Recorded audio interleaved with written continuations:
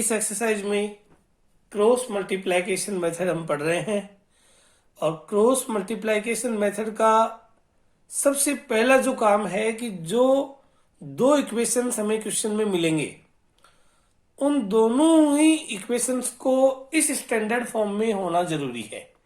ax plus B Y plus C equal to 0, यानी जो constant term है c वो लेफ्ट में होनी चाहिए, इक्वल टू के बाद यानी राइट हैंड में केवल 0 होना चाहिए और कुछ नहीं होना चाहिए। सबसे पहला काम है इस मेथड का। या तो क्वेश्चन में ऑलरेडी कांस्टेंट टर्म लेफ्ट में होगी और नहीं होगी तो आपको करना होगा, पहली बात। दूसरी बात, जब दो इक्वेशंस हैं, x का कोएफिशिएंट a, y का coefficient b, constant term c, दूसरे इक्वेशन में भी सेम अगर ये मानोगे तो फिर कंफ्यूजन नहीं हो जाएगा कि a इसको ले या इसको ले, b इसको ले या इसको ले, c इसको माने या इसको माने।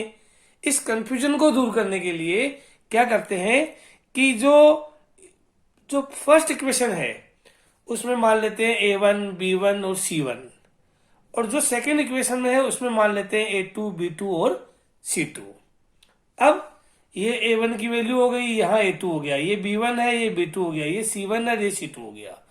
x के पास जो भी नंबर लिखा हुआ हो 1, 2, 3 कुछ भी, यानी x का जो कोएफिशिएंट हो वो a1, दूसरे इक्वेशन में x के कोएफिशिएंट को a2, ऐसे ही y के कोएफिशिएंट को पहले इक्वेशन में b1 तो दूसरे में b2, ऐसे ही इसके कांस्टेंट टर्म को c1, इसके कांस्टेंट टर्म को c2। ये वैल्यू मान करके और अब आपके सामने तीन बातें होगी। पहली कंडीशन आपके पास ये हो सकती है कि अगर आप a1 अपॉन a2 और b1 अपॉन b2 और c1 अपॉन c2 इन तीनों की वैल्यू जब निकालोगे तो पहली कंडीशन, अगर a1 अपॉन a2 और b1 अपॉन b2 की वैल्यू इक्वल नहीं है, यानी a1 upon a2 is not equal to b1 upon b2, तो यह तीन तरह से आप अपने बात को रख सकते हो। तीन तरह से अपनी बात कैसे रखोगे कि अगर ये दोनों की वैल्यू इक्वल नहीं है तो पहली बात, द सिस्टम इज कंसिस्टेंट, यानी जिस सिचुएशन से क्वेश्चन बनाया हुआ है, जिस सिचुएशन से इक्वेशंस बनाई हुई है, वो सिचुएशन रियल लाइफ में अप्लाई हो सकती है, सही सिचुएशन है वो। लेकिन अगर वो सिचुएशन उठपटांग है, सही नहीं है, तो हम कहेंगे सिस्टम इज इनकंसिस्टेंट, जो इस कंडीशन में नहीं होती है। अगर a1 अपॉन a2 की वैल्यू b1 अपॉन b2 के इक्वल नहीं है तो c1 अपॉन c2 के देखने की जरूरत ही नहीं है, वो चाहे इक्वल हो चाहे नहीं हो।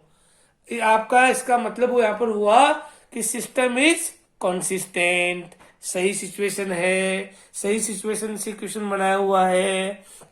दूसरी बात, ऐसी कंडीशन में दूसरी चीज हम कहेंगे कि अगर इन दोनों इक्वेशन से ग्राफ ड्रॉ करेंगे, दोनों इक्वेशन की दो ग्राफ लाइन ड्रॉ करेंगे, तो दोनों ग्राफ लाइन किसी एक पॉइंट पर इंटरसेक्ट जरूर करेगी, यानी the lines representing the given pair of equations intersect at exactly one point. ये बात आपने 3.2 के अंदर भी पढ़ी होगी। और अगर ऐसी सिचुएशन है तो तीसरी बात हम कहेंगे कि the pair of equations have unique solution. आपको भी पता है कि अगर ग्राफ लाइन किसी एक पॉइंट पर इंटरसेक्ट करती है, इसका मतलब उस क्वेश्चन का, यानी उन पेयर ऑफ लीनियर इक्वेशंस को जब सोल्व करेंगे तो एग्जैक्टली उसका एक सॉल्यूशन जरूर होगा, x इक्वल टू और y इक्वल टू एक एक वैल्यू होगी।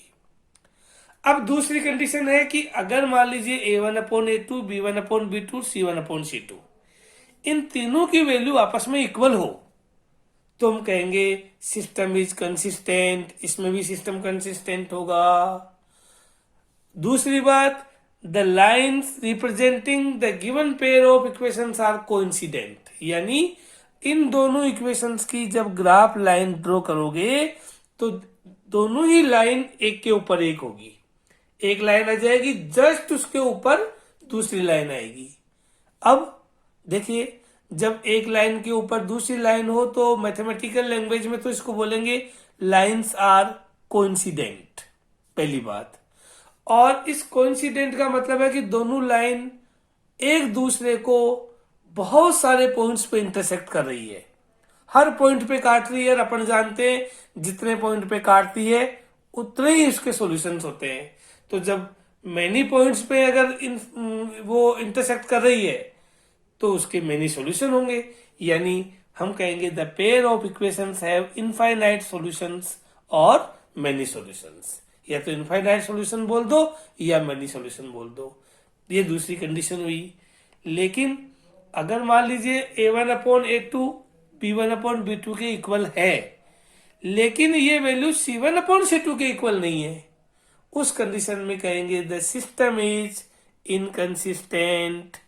आपके माइंड में एक बात आ रही होगी कि क्या है कंसिस्टेंट इनकंसिस्टेंट। मैं एक छोटा सा एग्जांपल देकर के आपको बताता हूं। मान लीजिए कोई कहे कि दो दोस्तों की एज का सम 20 ईयर्स है।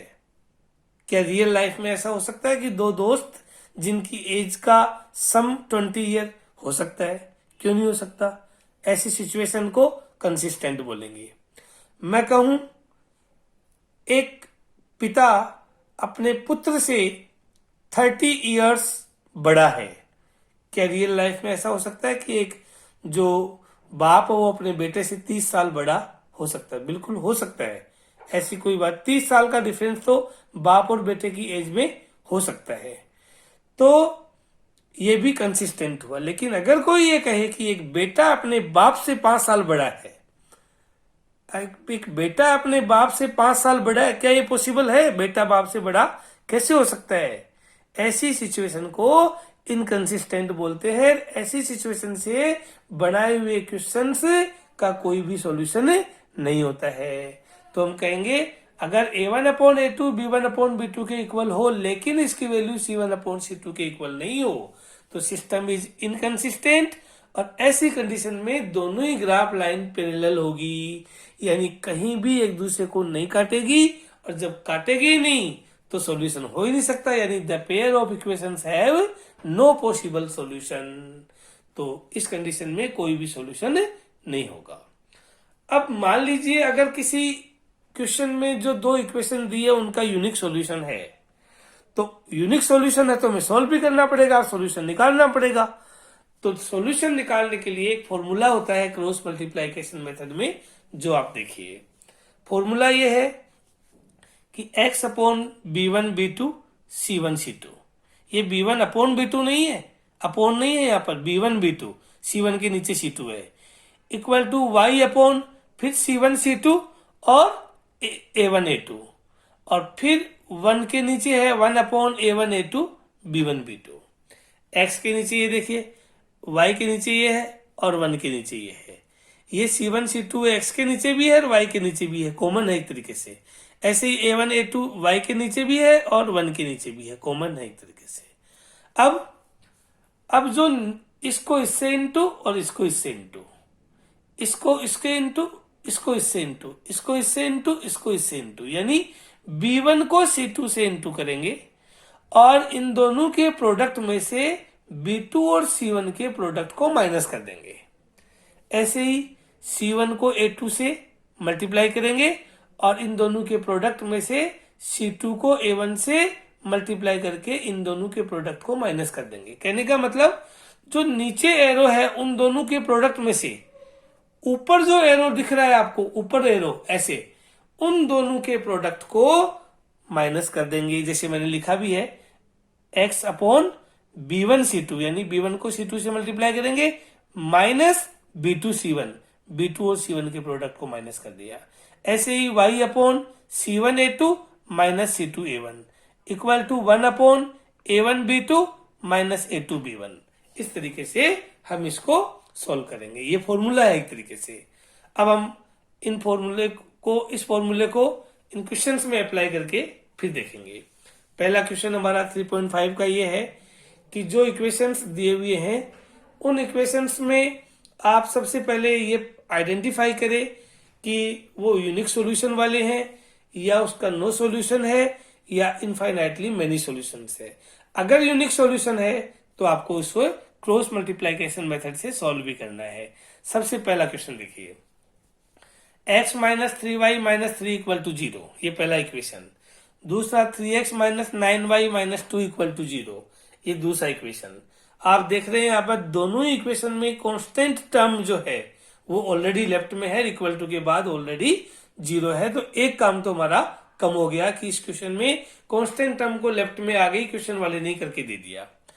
अब यहाँ देखो, यहाँ फर्स्ट इक्वेशन में a1 की वैल्यू है 1 और यहाँ a2 की वैल्यू है 3, तो a1 अपॉन a2 की वैल्यू हुई 1 अपॉन 3। यहाँ b1 अपॉन b2, b1 ये हुआ -3 और b2 हुआ -9, तो b1 अपॉन b2 की वैल्यू हुई -3 अपॉन -9, माइनस से माइनस कैंसिल हो गया, 3 और 9 को काटेंगे तो आ गया 1 अपॉन 3। और c1 अपॉन c2 की वैल्यू हुई -3 अपॉन -2, माइनस से माइनस कैंसिल होकर बचा 3 अपॉन 2। आप क्या देख रहे हैं, a1 अपॉन a2 की value 1 upon 3, b1 upon b2 की वैल्यू भी 1 अपॉन 3, ये दोनों इक्वल हुई, लेकिन c1 अपॉन c2 की वैल्यू इसके इक्वल नहीं हुई। तो सिचुएशन कौन सी हुई, a1 upon a2 is equal to b1 upon b2 but is not equal to c1 upon c2। ऐसी कंडीशन में हम कहेंगे कि the given pair of linear equations has no solution, इसका कोई भी सॉल्यूशन नहीं होगा। जब कोई सॉल्यूशन होगा ही नहीं तो हम क्या करें, कुछ नहीं करेंगे, हम छोड़ देंगे, इसको यहीं पर छोड़ देंगे। अब आप इसका सेकंड क्वेश्चन देखिए ध्यान से। सेकंड है 2x plus Y equal to 5 और 3x plus 2y equal to 8। आप जब एग्जाम में ये काम करें तो इसकी जो राइट हैंड में 5 है उसको पहले लेफ्ट में ले आना, क्योंकि क्रॉस मल्टीप्लिकेशन मेथड का सबसे पहला काम ये है। यानी ये 5 हमें -5 समझना है, इक्वल टू के बाद 0 है। ऐसे ही ये 8 इधर आएंगे तो माइनस का 8 हो गया, इक्वल टू के बाद 0 हो गया। अब यहाँ पर a1 अपॉन a2 की वैल्यू हुई 2 अपॉन 3, यहाँ 2 है यहाँ 3 है। b1 अपॉन b2 की वैल्यू हुई 1 अपॉन 2 और c1 अपॉन c2 की वैल्यू हुई -5 अपॉन -8, अगर माइनस से माइनस काटेंगे तो बच गया 5 अपॉन 8। अब यहाँ देखिए a1 upon a2 b1 upon b2 दोनों की वैल्यू आपस में इक्वल नहीं है। अगर ये दो ही वैल्यू इक्वल नहीं है तो c1 अपॉन c2 को देखने की जरूरत ही नहीं है, वो चाहे इक्वल हो चाहे नहीं हो। c1 अपॉन c2 को तो तभी देखेंगे जब a1 upon a2 b1 upon b2 की वैल्यू इक्वल हो, लेकिन ये इक्वल नहीं है। अगर इक्वल नहीं है तो आगे देखने की जरूरत नहीं है। तो इसका मतलब हुआ ये इक्वल नहीं है, यानी the given pair of linear equations has a unique solution. और अगर यूनिक सॉल्यूशन की कंडीशन अप्लाई हुई तो हम इसे क्रॉस मल्टीप्लिकेशन मेथड से सॉल्व करेंगे। अब देखिए, जब इसको सॉल्व करेंगे तो सबसे पहले हमारा फॉर्मूला, ये फॉर्मूला हमने लिख दिया। फॉर्मूला लिखने के बाद हम हमारे क्वेश्चन पे आइए। क्वेश्चन को देखिए, क्वेश्चन में a1 अपॉन a2 की वैल्यू हुई 2 अपॉन 3, b1 अपॉन b2 की वैल्यू हुई 1 अपॉन 2 और c1 अपॉन c2 की वैल्यू हुई -5 और -8, -5 अपॉन -8। अब फॉर्मूला देखो, फॉर्मूला है x upon b1 b2, upon नहीं है यहाँ पर, देखिए b1 अपॉन b2 नहीं है, b1 और b2 की वैल्यू अलग अलग लिखनी है हमें।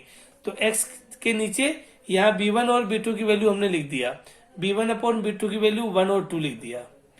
यहाँ c1 c2 की वैल्यू -5 -8, फिर a1 और a2 की वैल्यू 2 और 3, और फिर लास्ट में b1 और b2 की वैल्यू। देखिए अपना फॉर्मूला देखिए वापस, यहाँ b1 b2 की वैल्यू, तो ये b1 b2 की वैल्यू आ गई 1 और 2, यहाँ c1 c2 की वैल्यू, तो c1 c2 की वैल्यू आ गई -5 -8। अब आप एक बात ध्यान रखना, कुछ स्टूडेंट यहाँ क्या गलती करते हैं कि वो समझते हैं c1 अपॉन c2 है, माइनस से माइनस काट करके यहाँ +5 और +8 दिखा देते हैं। ऐसी गलती कभी मत करना, ये बहुत बड़ी गलती है, क्वेश्चन यही रॉन्ग हो जाएगा सॉल्यूशन आपका। तो माइनस क्यों नहीं हटेगा, क्योंकि ये c1 अपॉन c2 नहीं है। c1 अपॉन c2 होता तो माइनस हट जाता। ये तो अलग अलग c1 की वैल्यू अलग लिखनी है, c2 की वैल्यू अलग लिखनी है, इसलिए माइनस लिखना यहाँ पर कंपलसरी है। अब आगे देखिए, अब हम इसको सॉल्व करेंगे। हमारा फॉर्मूला है x upon b1 c2 minus b2 c1, यानी 1 को -8 से मल्टीप्लाई करेंगे और इन दोनों के प्रोडक्ट में से 2 और -5 के प्रोडक्ट को माइनस करेंगे। ऐसे ही -5 और 3 के प्रोडक्ट में से -8 और 2 के प्रोडक्ट को माइनस करेंगे। तो यहाँ पर देखिए मैंने लिखा है, ध्यान से देखना, x अपॉन 1 और -8 को मल्टीप्लाई किया -8, फिर हम जानते हैं कि इन दोनों के प्रोडक्ट में से माइनस करना है, तो ये माइनस करने के लिए हम हमारी तरफ से यहाँ पर माइनस लगाते हैं एक, सब्ट्रैक्ट करने के लिए। फिर 2 और -5 के प्रोडक्ट -10 लिख दिया इक्वल टू, फिर y अपॉन देखो -5 को 3 से इंटू किया -15। फिर हमारी तरफ से एक माइनस होता है, मान लीजिए पहले एक बात समझ लो आप कि यह माइनस है, लेकिन इधर देखिए -8 को 2 से इंटू किया तो -16। अब एक माइनस तो हमारी तरफ से था यहाँ पर, और -8 को 2 से इंटू किया -16, तो 2 बार माइनस हो गया, 2 बार माइनस वाला वो प्लस में कन्वर्ट हो सकता है। आप यहाँ पर भी डायरेक्ट प्लस कर सकते हो, मैंने यहाँ दोनों को अलग अलग लिख दिया, लेकिन यहाँ 2 बार माइनस आ गया, एक तो माइनस हमारी तरफ से सब्ट्रैक्ट करने वाला माइनस, और एक -8 को 2 से इंटू किया तो -16, एक वो माइनस, तो दोनों माइनस माइनस इंटू होकर के प्लस हो गया, तो मैंने यहाँ पर डायरेक्ट ही प्लस कर दिया है। इक्वल टू 1 अपॉन देखो 2 को 2 से इंटू किया 4, एक वो सब्ट्रैक्ट करने वाला माइनस हमारी तरफ से हमने लगाई दिया, और 3 को 1 से इंटू किया 3। अब आगे इसको सॉल्व कर लिया जैसे आप हमेशा सॉल्यूशन करते हैं।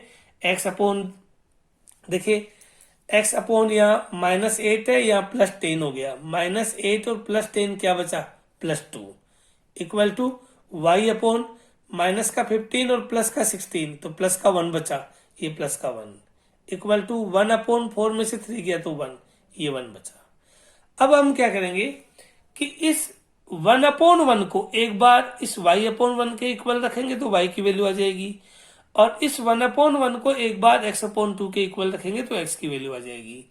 If x upon 2 equal to 1 upon 1, अब इसे क्रॉस मल्टीप्लाई करो, x को 1 से इंटू किया x और 2 को 1 से इंटू किया 2, यानी x की वैल्यू आ गई 2। ऐसे ही y upon 1 equal to 1 upon 1 किया तो y को 1 से इंटू करो y, और 1 को 1 से इंटू किया तो 1, यानी y की वैल्यू आ गई 1, यानी इस क्वेश्चन का सॉल्यूशन हुआ x इक्वल टू 2 और y equal to 1।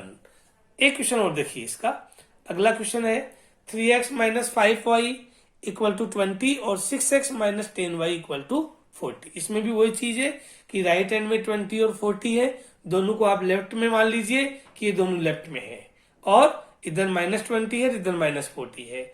a1 upon a2 की वैल्यू निकाल ली, 1 अपॉन 2 आया, b1 अपॉन b2 की वैल्यू निकाली, वो भी 1 अपॉन 2 आई, और c1 अपॉन c2 की वैल्यू निकाली तो वो भी 1 अपॉन 2 आई, यानी a1 upon a2 is equal to b1 upon b2 is equal to c1 upon c2। तीनों ही वैल्यू आपस में इक्वल है, और अगर तीनों वैल्यू आपस में इक्वल है तो आप क्या कहेंगे कि इसके बहुत सारे सॉल्यूशंस हैं, graph lines will be coincident. जब बहुत सारे सॉल्यूशंस हैं तो हम कितने करेंगे, इसलिए हमें इस क्वेश्चन को आगे सोल्व करने की जरूरत नहीं है। नेक्स्ट क्वेश्चन देखिए, x minus 3y minus 7 equal to 0 and 3x minus 3y minus 15 equal to 0। इसमें कॉन्स्टेंट टर्म ऑलरेडी लेफ्ट में है, यहाँ a1 अपॉन a2 की वैल्यू निकाली 1 अपॉन 3 आया, b1 अपॉन b2 की वैल्यू निकाली 1 अपॉन 1 आया, और c1 अपॉन c2 की वैल्यू निकाली -7 अपॉन -15 आया। आप देख रहे हैं यहाँ पर सिचुएशन कैसी है, a1 upon a2 is not equal to b1 upon b2। इन दोनों की वैल्यू आपस में इक्वल नहीं है। जब इन दोनों की वैल्यू आपस में इक्वल नहीं है तो आगे और c1 अपॉन c2 को देखने की जरूरत नहीं, डायरेक्ट फॉर्मूला अप्लाई करो। आप लिखो कि the given pair of linear equations has a unique solution, क्योंकि इस कंडीशन में मैंने आपको पहले भी बताया था कि यूनिक सॉल्यूशन अप्लाई होता है। अब यूनिक सॉल्यूशन है तो क्रॉस मल्टीप्लिकेशन मेथड लगा देंगे, ये हमारा फॉर्मूला हो गया। फॉर्मूला तो हमें लिखना ही पड़ेगा हर क्वेश्चन में। अब फॉर्मूले के बाद देखिए, यहाँ a1 अपॉन a2 1 अपॉन 3 है, b1 अपॉन b2 1 अपॉन 1 है, और c1 अपॉन c2 -7 और -15 है। तो यहाँ इनकी वैल्यू पुट कर रहा हूं मैं। x अपॉन फॉर्मूला क्या होता है b1 b2, तो -3 और -3, ये ध्यान रखना। यहाँ पर आपने -3 काट करके 1 अपॉन 1 दिखाया था, तो आप एग्जैक्ट ये अपॉन में नहीं है, यहाँ तो अपॉन था इसलिए माइनस से माइनस भी कट गया था, 3 1 जा 3 3 1 जा 3 1 अपॉन 1 आ गया था। लेकिन यहाँ b1 और b2 अलग अलग है, तो b1 की एक्चुअल जो वैल्यू होगी वो लिखो, -3 ऊपर, -3 b2 की वैल्यू एक्चुअल वैल्यू है वो नीचे, फिर c1 c2 की एक्चुअल वैल्यू लिख दी हमने, फिर वैसे ही a1 a2 की एक्चुअल वैल्यू लिख दी, और लास्ट में फिर b1 और b2 की एक्चुअल वैल्यू पुट कर दी। अब इसके बाद वही प्रोडक्ट वाला काम, मल्टीप्लाई वाला काम, -3 को -15 से मल्टीप्लाई किया, -3 को -15 से मल्टीप्लाई किया तो प्लस के 45, ये प्लस के 45 देखिए।